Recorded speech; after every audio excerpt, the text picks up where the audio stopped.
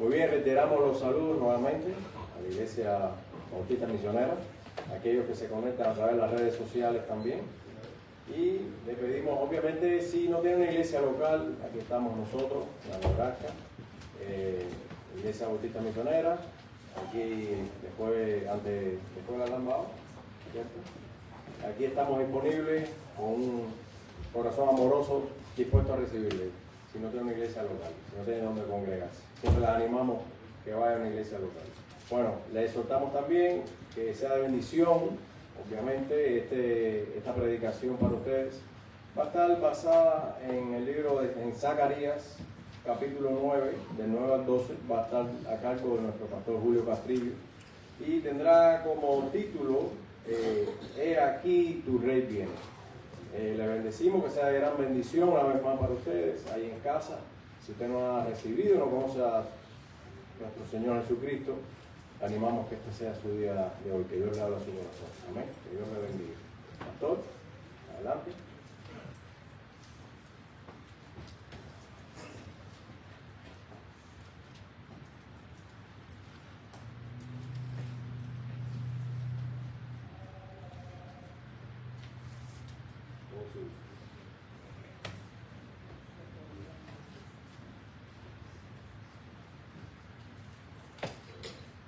En todos los lugares la gente ya empezó a vacacionar a la playa, a los ríos y a comer las comidas típicas de cada país. Porque cada país tiene su propia cultura. Aquí es distinto, por supuesto. Naturalmente nosotros, como dije al principio, y hemos dicho, no estamos celebrando una tradición como mucho. Porque siempre en todos los calendarios, en todas las iglesias, dice Welcome to Easter.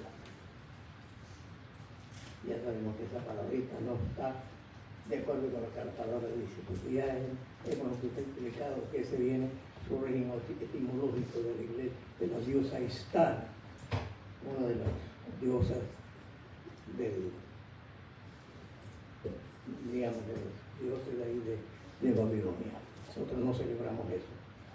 Nosotros celebramos, como ya hemos dicho, la resurrección de Jesucristo, ¿así es? Pero en todo lo demás dice aquí, yace Mahoma, aquí yace Gato, pero en el epitafio de Cristo dice, no está aquí, ha resucitado. Y eso es lo que nos tiene a nosotros hasta el día de hoy. Y dejemos a un lado esas cositas de los huevos de Pascua. ¿Quién ha dicho que un conejo pone hueso?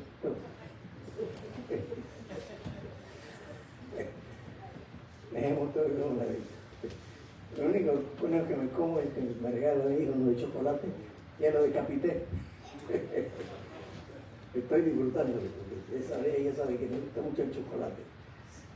No. Y algunas iglesias lo celebran. Cuando estamos en la iglesia allá en la Westboro Baptist y también en la Fellowship, se ponían ahí Sunday morning egg hunt, la casa de huevos. Y ahora la Casa Blanca no hace. Nosotros no estamos para esas tradiciones. No tenemos que seguir esas tradiciones paganas, porque son tradiciones paganas. Recuerden eso. Y espero que ningún miembro de esta iglesia me haga esa cosita. El único que le puede dar huevos es de la gallina del hermano Plutarco.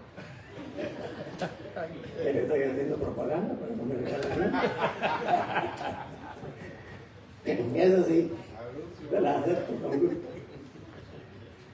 No hay razón. Y es mi deseo que nuestra iglesia no se contamine con estas cosas del mundo. Porque recuerde que nosotros tenemos que ser diferentes. ¿Somos o no diferentes? Así como es muy distinta la luz y las tinieblas, la sal y lo desabrido, el podrido, nosotros somos distintos. Vamos a estar predicando este domingo el próximo.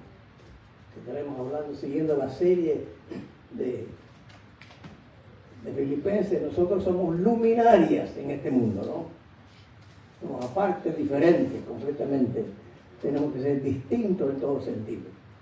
No me vengan el cuentecito que por los niños, porque hacerlo por los niños, olvídenlo. A los niños no se les debe enseñar eso tampoco. Y lo mismo esa payasada de Santa Claus. Eso no existe para nosotros. No, por los niños, un momentito. No les estemos enseñando que a nuestros niños paganismo. Hay que enseñarles bíblico. Hay que enseñarles por qué no se celebran esas cosas. Nosotros tenemos que ser distintos. Me dice alguien ahí, ¿por qué la iglesia tal, la iglesia bautista, esto, celebran eso? A mí qué me importa. Ellos, es nuestra iglesia, nuestra conciencia delante del Señor. Es lo que tenemos que hacer nosotros. No lo que otros hacen. Ni ser imitador de nada, ni de nadie. Tenemos que imitar a Cristo y vivir para Cristo y vivir para Él y reflejar la luz que Él ha puesto en nosotros. Somos luminarias en este mundo. Y tenemos que ser diferentes a este mundo. Y espero y ojalá. No quiero oír que ninguna familia de esta iglesia esté llevando a sus niños a Eichhorn. Su conciencia. Ahora, estos días, en el pasaje que vamos a leer, quiero que estés atento. Lo vamos a discutir aquí. Ya se leyó en el capítulo 9 de Zacarías. En estos pasajes, por los versículos, es interesante que el versículo 9 y el versículo 10 hablan de dos advenimientos, ¿no? El versículo 9 dice, aquí tu rey viene, humilde, etc. Y en el versículo 10, Efraín destruirá los carros, los caballos, y más, y él va a establecer su pacto de paz. En estos pasajes prácticamente hay un doble cumplimiento de la profecía. Cuando decimos doble cumplimiento, quiere decir que una parte de esa profecía se cumple de inmediato, en el tiempo corto, y el otro inmediato, muchos siglos después. Y vamos a verla, solamente quiero llevarla para que hagamos un ejemplo nada más de lo que estoy diciendo a la luz de la palabra. No son mis conceptos, no son ideas preconcebidas, es lo que la palabra de Dios me enseña. Y eso lo he enseñado a mis estudiantes. Escudriñen la palabra, predica la palabra. Vamos a comparar. Solamente un ejemplo, hay varios más. Cuando una parte de la profecía se cumple en ese momento y la otra parte está siglos más adelante para cumplirla. Vamos al pasaje. Vamos a ir primero a Isaías, capítulo 61. Busquen conmigo Isaías 61, versículos 1 y 2. Permítanme leerlo. El Espíritu de Jehová, el Señor, está sobre mí, porque me ungió Jehová, me ha enviado a predicar buenas nuevas a los abatidos y vendar a los quebrantados de corazón, a publicar libertad a los cautivos y a los presos, apertura de cárcel. Ahora dice bien, y proclamar el año de la buena voluntad de Jehová y el día de la venganza de Dios nuestro, a consolar a todos los perjudicados. Este mismo pasaje, más tarde, muchos siglos más tarde, el Señor lo leyó. Vamos a Lucas capítulo 4, los versículos 17 en adelante. Vean lo que dice aquí. Versículo 17 dice, y se les dio, ese es Lucas 4, versículo 17, y se dio el libro al profeta Isaías, y habiendo abierto el libro, hay un lugar donde está escrito, el Espíritu del Señor está sobre mí, por cuanto me ha ungido para dar buenas nuevas a los pobres, y me ha enviado a sanar a los quebrantados de corazón, a pregonar libertad a los cautivos, y vista a los ciegos, y poner en libertad a los oprimidos, y predicar el año agradable del Señor. Y enrollando el libro, le dio al ministro, y se sentó, y los ojos de toda la sinagoga están fijos en él, y comenzó a decirle, hoy se ha cumplido esta escritura delante de vosotros. Si ustedes se fijaron en la lectura en Isaías 61, ¿qué parte omitió el Señor aquí? Hay una diferencia ahí, está I. Puede ser una I copulativa. Puede, ¿verdad lo que dice? Y el día de venganza del Dios nuestro. ¿Se cumplió eso? Él solamente leyó hasta allí a predicar el año agradable al Señor, y él está diciendo hoy, en este momento, se está cumpliendo esta profecía. Y ese y para adelante, ¿cuántos siglos han pasado? El profeta está mirando hacia adelante, hacia el futuro. Eso todavía no se ha cumplido. Y por eso es bueno, cuando estudiamos la Escritura, siempre, lo digo y lo repito y lo seguiré diciendo hasta el día que me muera, hay que comparar Escritura con Escritura, para no sacar sus propias conclusiones. Sencillamente dejarnos guiar, así como enseñaron los reformadores. Escriturum, interpretum, escriturum. Estamos hablando lenguas aquí. La escritura interpreta la misma escritura. Hay que comparar lo que se llama prácticamente la analogía de la fe, comparando escritura con escritura. No dejándonos llevar por las ideas que se nos han enseñado antes a nosotros, porque yo tenía muchas cosas que me enseñaron antes, pero al leer la escritura se chocan con lo que me enseñaron. Y eso es lo que pasa. Uno tiene que ver y dejarse llevar por lo que el espíritu de la palabra dice, no la letra, sino el espíritu de la palabra. Y no sacar sus propias conclusiones, como dice Fernando de Rincón en su programa que da todos los días en CNN. Acá, en este pasaje que estamos viendo en Zacarías, vamos a regresar a Zacarías, solamente hacer una comparación para explicar y entender de que hay profecías de doble cumplimiento, uno cercano y el otro lejano. Hay que ver todas esas cosas claramente. En este pasaje aquí, por ejemplo, en el versículo 9, se está refiriendo a lo que corrientemente, tradicionalmente se le llama el Domingo de Ramos, ¿no? Como está diciendo Rubén hoy, está celebrando el Domingo de Ramos, el comienzo de la pasión.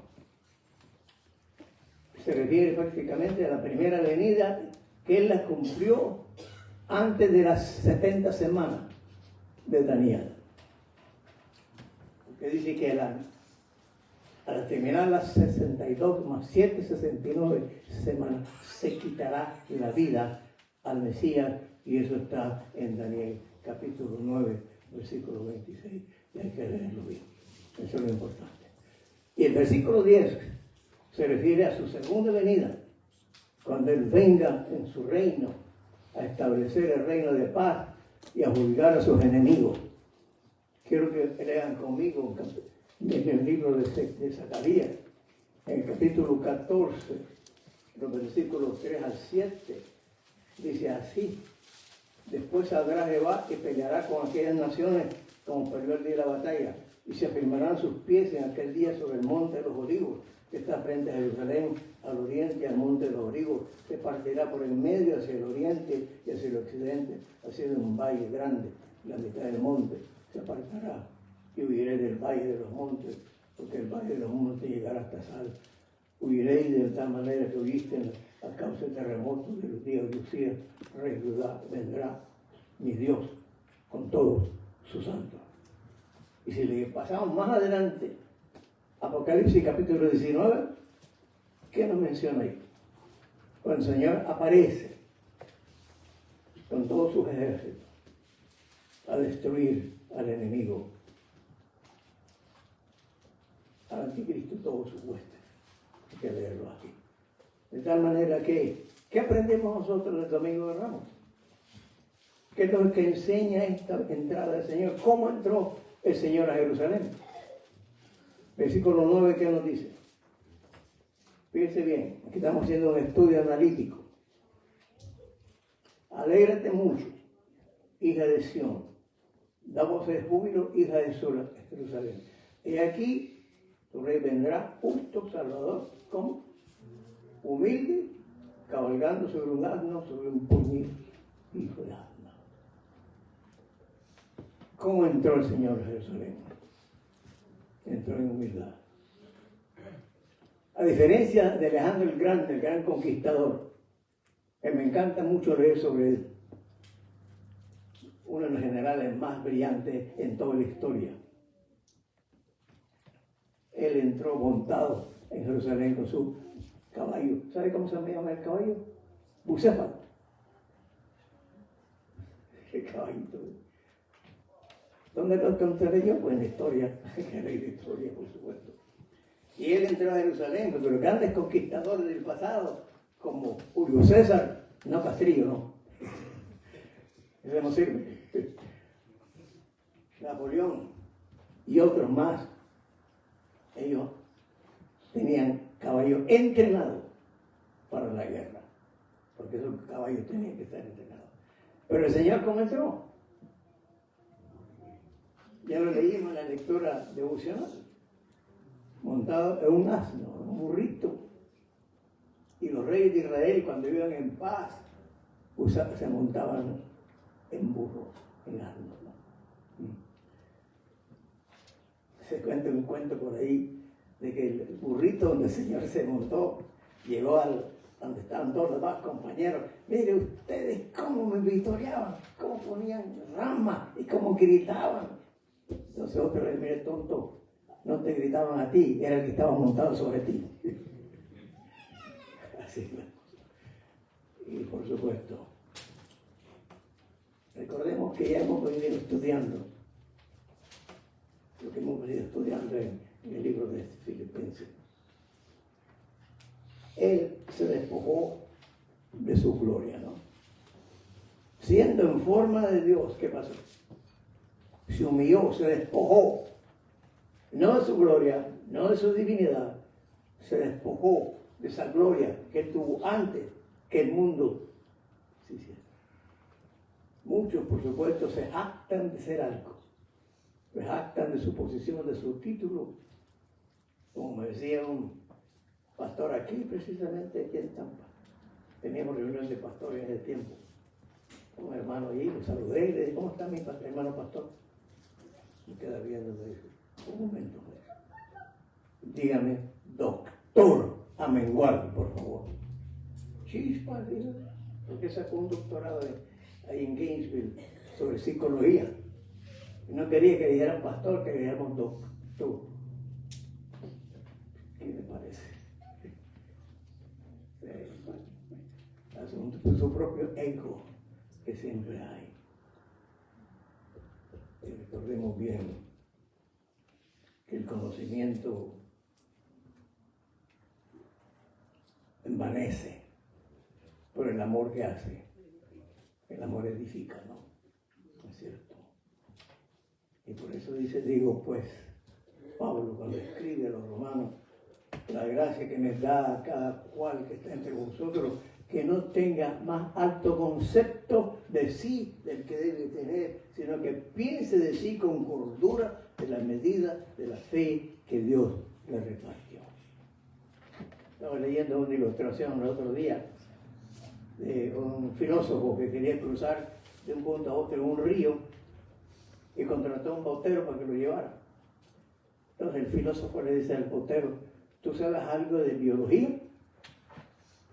No, señor, no sé qué es eso. Has perdido la mitad de tu vida. ¿Y sabes algo de astronomía? Tampoco, señor. ¿Sabes algo de filosofía? No, señor. Has perdido la otra mitad de tu vida.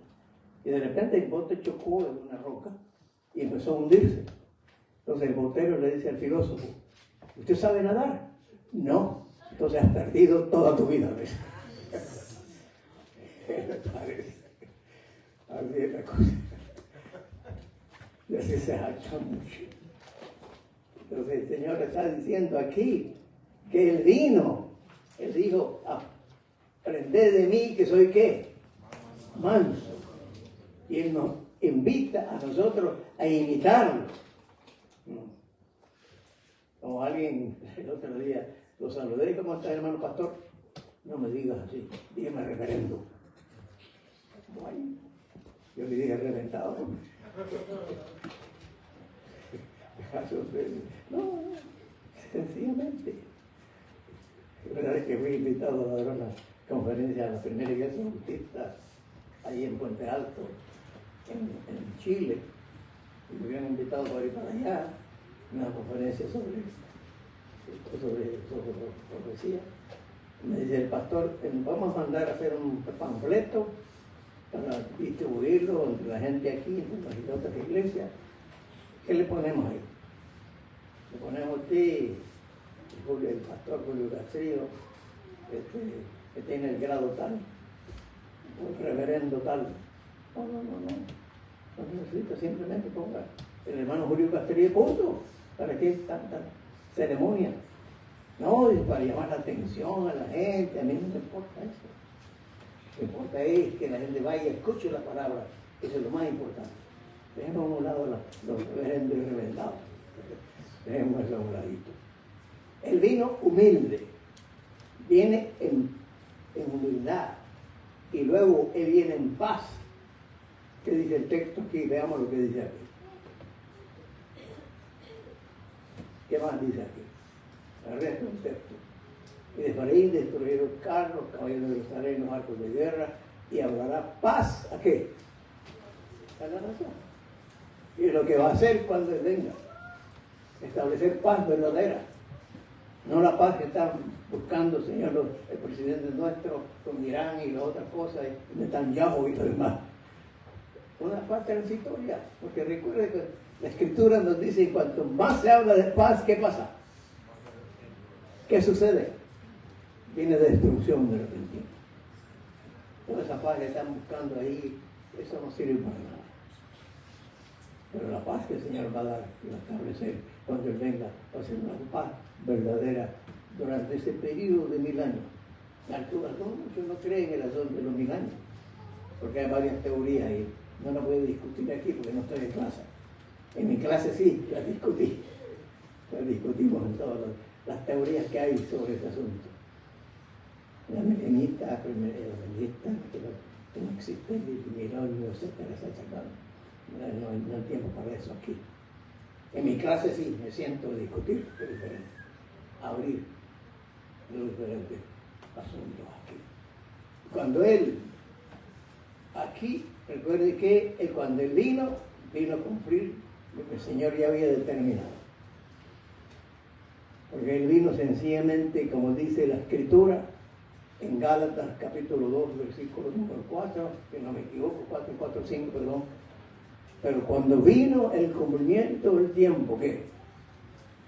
Dios envió a su Hijo, nacido de mujer, nacido bajo la ley, para que redimiese a todos los que estaban bajo la ley, a fin de que tuviesen ¿qué? La adopción de Hijo. Vino para redimirlos y vino para adoptarlos. Aquí no más eso.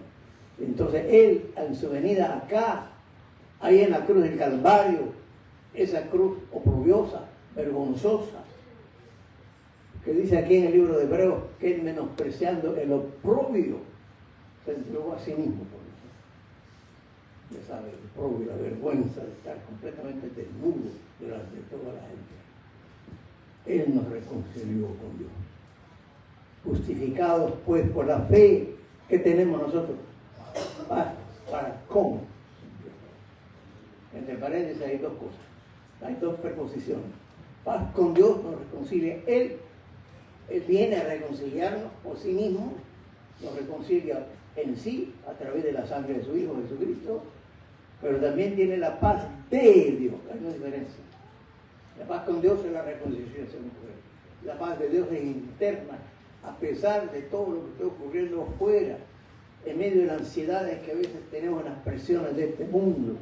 Todos tenemos presiones, ¿no? Problemas en sí.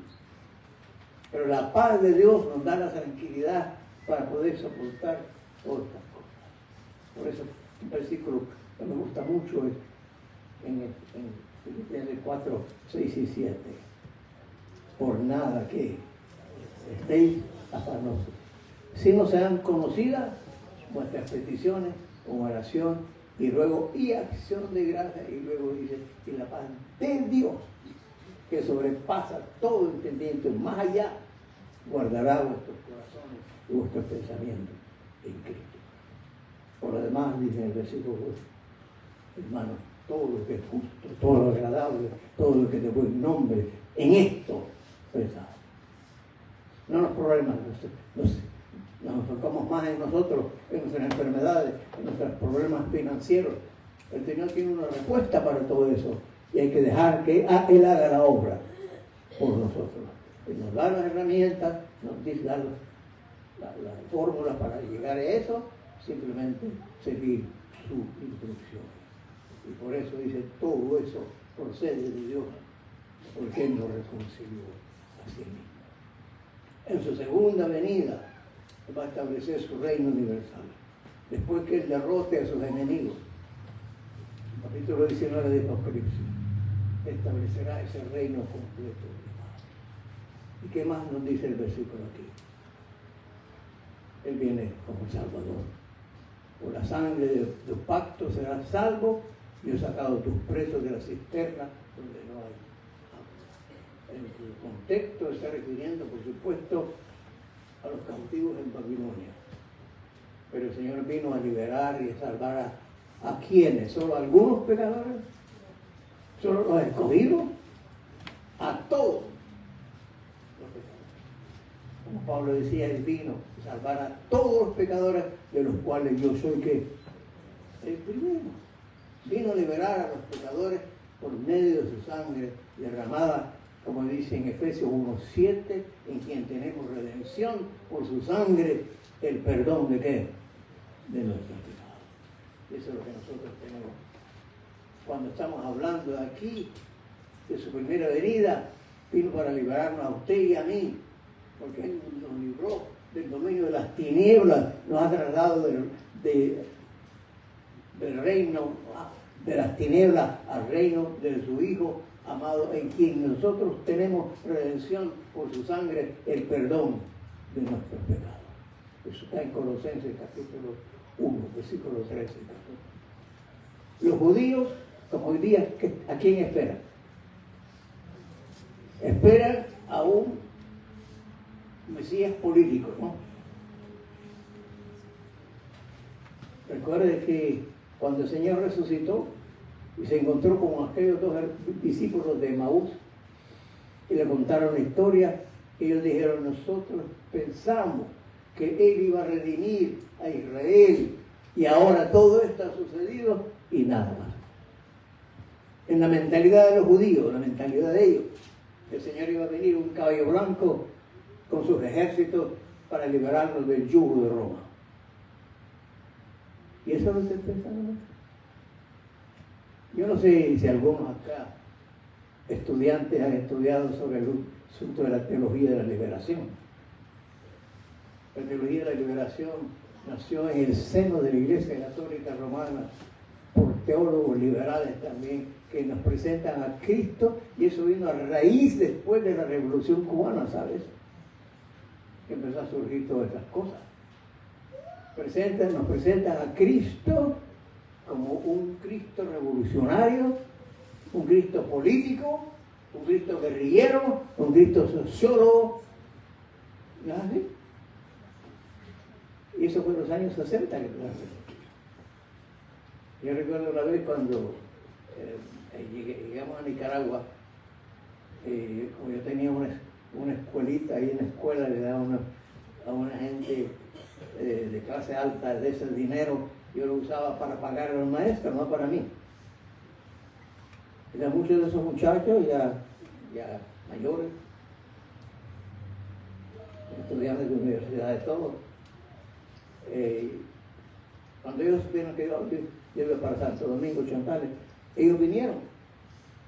Y entonces uno de ellos, que fue mi alumno privado, Nidia se acuerda de eso, me dijo, ¿Sabe, pastor? Yo creo que el Che Guevara es el Mesías. El Che Guevara está con la mente en la cabeza, pero la mente revolucionaria de los cubanos. Es una mentalidad. Que queremos aquí un Cristo político que nos libere de todas las cosas. Y por supuesto no lo va a ocurrir. Y Él vino como Salvador. Para salvar, dará a luz un hijo y llamará su nombre Jesús, porque Él salvará a su pueblo ¿de qué? De los pecados. No digo de la opresión romana, de los problemas también políticos y económicos, de los pecados. Eso fue proclamada. Recuerda cuando el Señor llegó a la casa de Zaqueo, muy parecido a mí, no en tamaño. El pobre no puede ver, tenía que subirse y para poder ver, pues tengo que subirme un escaloncito para poder ir por allá. Cuando Zaqueo se llama a su casa, lo invita a su casa, entonces el Señor dijo estas palabras, ¿no? Hoy ha venido la salvación a esta. Él la proclamó, la realizó. Por eso Pablo decía que Cristo murió por los pecadores, siendo yo el primero de los pecadores. Por eso dice, palabra fiel de ser recibida por todos, que Cristo vino al mundo a salvar a los pecadores, y Él dijo, de los cuales yo soy el primero. Inconscientemente, la gente que recibió al Señor, sabe que la gente se deja llevar por lo que la multitud dice y todo lo demás, se arrastran y no saben qué es lo que están diciendo. Uno que está en un meeting allá en Honduras, están gritando aquí, que no sé cuánto, le digo, ¿qué está aquí? Pero yo no sé, pero está la gente aquí, yo tengo que acompañar. No sé que están gritando, pero yo estoy aquí. Nada más. Y es interesante que esté prácticamente algo contrario aquí. La gente le gritaba, Hosana, al rey que viene y lo demás, y día más tarde esa misma muchedumbre iba a gritar ante Cristo. Pilato, crucifícale y que su sangre sea sobre nosotros y sobre nuestros hijos. Prácticamente es una contradicción ahí. En uno le adoran, le alaban y el otro, días después, pide su crucifixión. Inconscientemente el pueblo dijo Hosana. Y Hosana significa sencillamente salva ahora. Es el significado de la palabra. Como dije, muchos repiten eso sin saber el significado. Cristo vino el Rey humilde, pacífico, salvador, y en su primera venida Él cumplió el plan que Dios había determinado para salvar al pecador. En su segunda venida Él va a culminar lo que se ya empezó. Recuerde lo que dice Filipenses 1:6, estando convencido de esto. Precisamente, Él comenzó la buena obra que la va a perfeccionar hasta el día de Jesucristo. Él vino humilde, montado en un burrito, y Él vendrá con victoria, porque Él no está muerto. Él se resucitó al tercer día. Y el ángel dijo, buscar al que se lo muerto, Él no está aquí, ha resucitado. Y eso es lo que estamos celebrando nosotros aquí. Cristo ya murió por nosotros, fue sepultado, resucitó, y esa es la esencia del Evangelio de Jesucristo. Un evangelio, un mensaje de redención, porque Él murió, pagó por nuestros pecados. Un mensaje de resurrección, porque si Él resucitó, nosotros resucitamos con Él. Y un evangelio también de regeneración, porque el que está en Cristo, ¿qué es? Nueva criatura, es las cosas viejas pasadas. Y ese es el mensaje de hoy del evangelio. El Cristo que vive, no un Cristo crucificado, un altar inerte, ya sea Cristo negro, de Esquipula, donde sea. Un Cristo sepultado ahí. Nosotros no queremos. El Viernes Santo en nuestros países, aquí no hacen eso, pero en algunos lugares hacen procesiones o ponen alfombras en las calles, especialmente en Antiguo Guatemala es muy clásico eso. Ponen alfombras bien dibujadas y todo. Nosotros no creemos eso.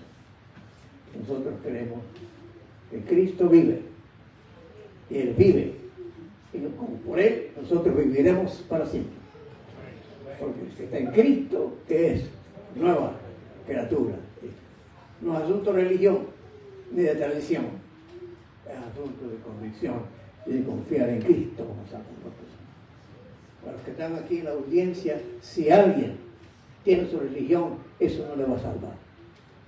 El Señor le ofrece la salvación porque Él pagó por usted y por mí en la cruz del Calvario. Y los que están escuchando también a través de la red social, abra su corazón a Jesucristo y Él le va a venir a salvar porque Él es su Salvador. Para eso vino, para morir y vivir por nosotros, porque Cristo vive. Podemos decir, Cristo vive, aleluya, gloria a Dios. Dios bendiga.